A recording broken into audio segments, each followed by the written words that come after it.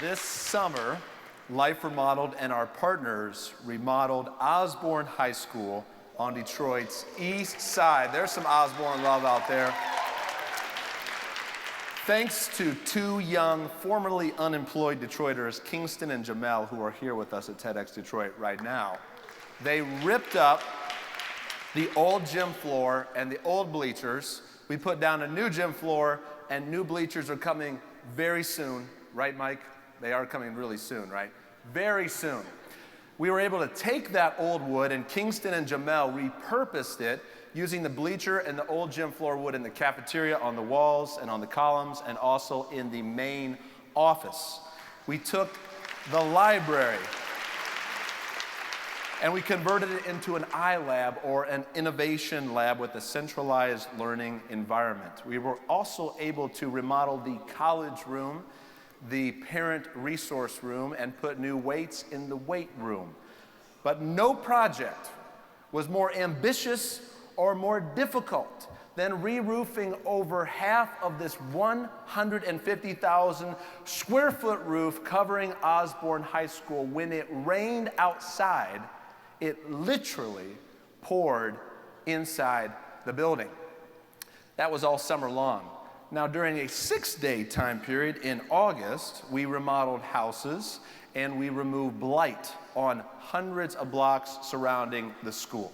We worked together with around 10,000 volunteers to cut down grass that was pretty high, get rid of illegal dumping, and board up 472 houses. I'm glad you guys are excited about this. And many of you were a part of it. We did this with partners from all different walks of life, from the city and the suburb, churches, great companies like Quicken Loans, amazing CEOs like Mary Barra.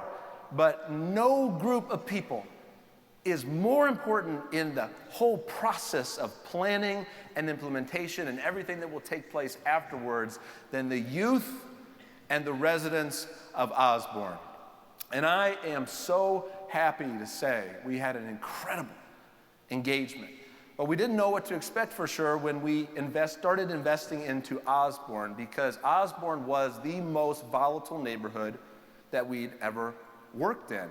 Not long ago, Osborn's 48205 zip code was the most violent zip code in the country. So we weren't quite sure what would be the reaction.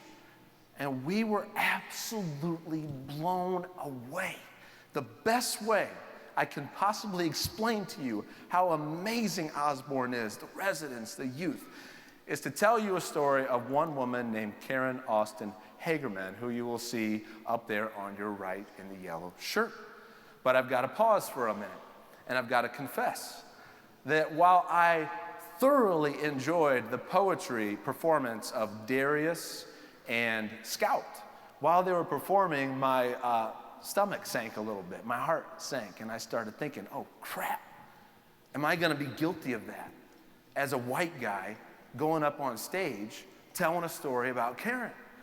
And even though I'd already talked with Karen at length about telling her story, and she's excited, and she's here with us today, I felt like, oh, no, man, when lunch comes around, I got to ask Karen again, how do you feel about this?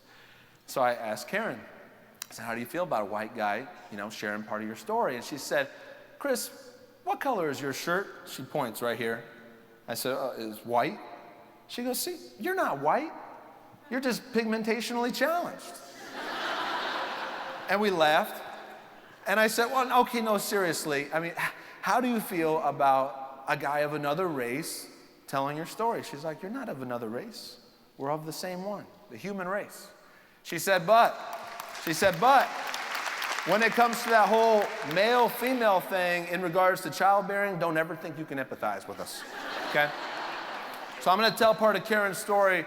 There's a sub-character to this story, the girl in the red shirt, the white girl in the red shirt, Sarah Ray. You're going to need to remember her name, too.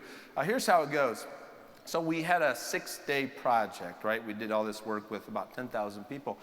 And on Wednesday, which was the third day of the project, we happened to get to Karen's block. And I didn't know Karen. Turns out Karen didn't know us and didn't know we were coming. She came out of her house, her jaw drops, and she looks around and she says, "What in the world is this?" And she was amazed. And I still hadn't heard that story yet. I hadn't met Karen. And then Thursday rolls around, the fourth day of the project. And it's about 8:30 in the morning, and I'm at the registration table where people are checking in. And these two young men who are 26 years of age and are twins, they show up, and I meet them. Their names were Joshua and Joel.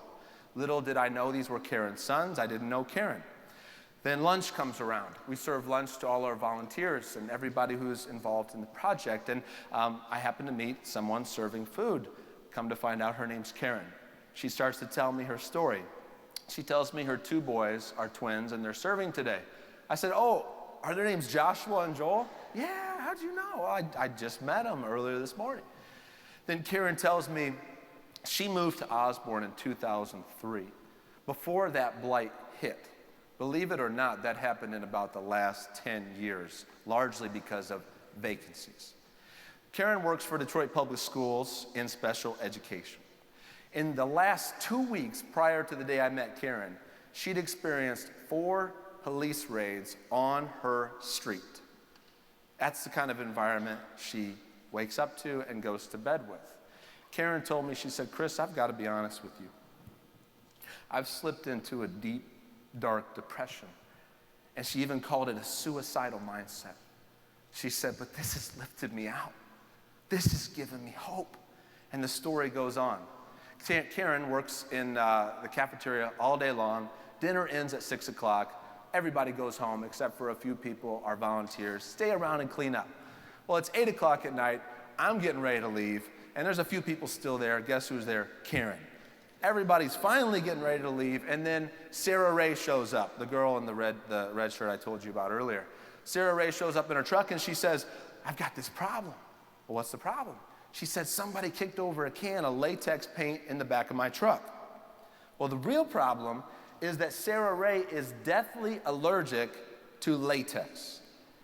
Karen, before anybody could answer, says, "Oh, I got this." She goes back to her house, grabs a shop vac, spends an hour and a half cleaning that truck to the point you'd never know there was a drop of paint spilled ever. And the story goes on. Friday comes around. Guess who's there all day, serving in the neighborhood, serving in the school, serving in the cafeteria? Karen, Joshua, Joel. Saturday comes around, same story. Sunday comes around, we throw a big party on Sunday to celebrate all the amazing things that God has done through great people. Guess who's celebrating louder than anybody? Karen, Joshua, and Joel. The story continues. The next week, a church from Maine, the state of Maine, sends 51 people to Osborn. This was a plan for a year that we were working on to come help do additional blight removal. And guess who's there helping to feed these kids lunch, this youth group, every day? Karen. And one day, I walk in and there's these homemade cinnamon rolls. And I'm thinking, "Oh man, I can't wait to eat that." I take a bite. Who made this? "Oh, Karen did." "What?" A couple weeks ago, I called up Karen. We've been staying in contact. I said, "Karen, how you doing?" She says, "Oh, I'm great. I'm with Tammy Pope right now." Tammy was the leader over the food team. What are you guys doing?" "Oh, we're in Dearborn Heights remodeling a home of so-and-so." Wow, how do you find time to do that after working a full day with children in Detroit Public Schools? And the story goes on, and I can't say enough about Osborn and Detroit's neighborhoods. And if you did not pick up the big idea by now, let me tell it to you. Invest in Detroit neighborhoods. And lastly, Karen Austin Hagerman, if you could please stand up and let's give her a big round of applause.